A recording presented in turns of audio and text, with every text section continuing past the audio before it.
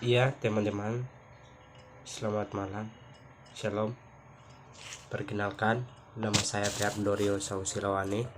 Saya dari Universitas Kristen Indonesia Maluku, Fakultas Ilmu Komputer, Prodi Informatika, mata kuliah pengantar Teknik Informatika atau PTI.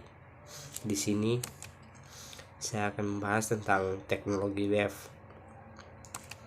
Poin-poinnya, yang pertama, apa itu teknologi web? Yang kedua, elemen pendukung teknologi web. Yang ketiga, proses pengaksesan. Poin yang pertama yang saya akan bahas yaitu apa itu teknologi web.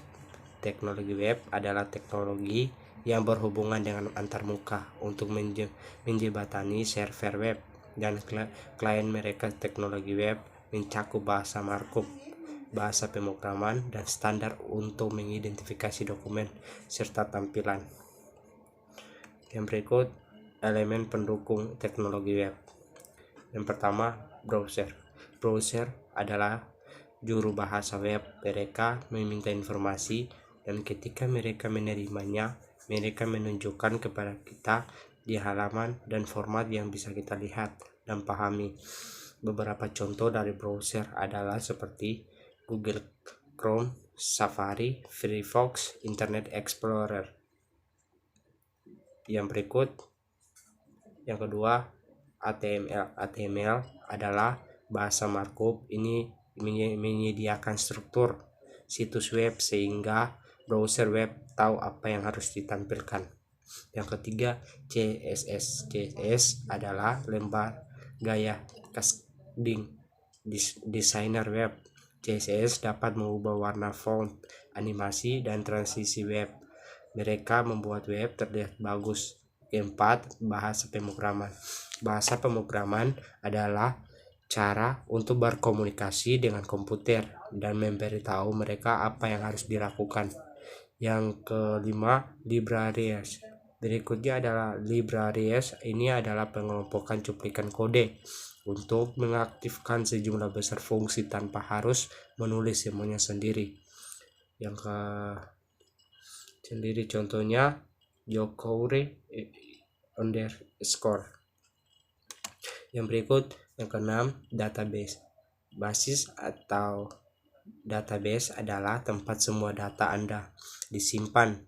Ini seperti sekelompok lemari arsip dengan folder yang diisi dengan file. Contohnya populer dari basis data ini adalah seperti MongoDB, Redis, PostgreSQL, MySQL, Oracle, Sol Server. Yang berikut, yang ketujuh, protokol. Protokol adalah instruksi standar untuk cara menyimpan informasi bolak-balik antara komputer dan perangkat. Ini termasuk seperti HTTP, HTTP, REST-7. Yang berikut, yang ke-8, API. API adalah antarmuka pemrograman aplikasi. Itu dibuat oleh pengembang aplikasi untuk memungkinkan pengembang lain menggunakan beberapa fungsi aplikasi tanpa berbagi kode. Yang ke-9, data format. Data format adalah struktur bagaimana data disimpan. Beberapa contohnya adalah seperti JSON, XML, CSV. Yang berikut, proses pengaksesan. Yang pertama, server side scripting. Pemrograman dari sisi server bermaksudnya adalah membuat kode-kode pemrograman yang hanya dieksekusi di server menjadi bentuk tag-tag HTML untuk dikirim ke klien. Tag inilah yang akan diterjemahkan oleh browser klien menjadi halaman web. Yang kedua, client side scripting. Pemrograman web dari sisi klien maksudnya adalah membuat kode-kode pemrograman yang dieksekusi klien khusus oleh browser.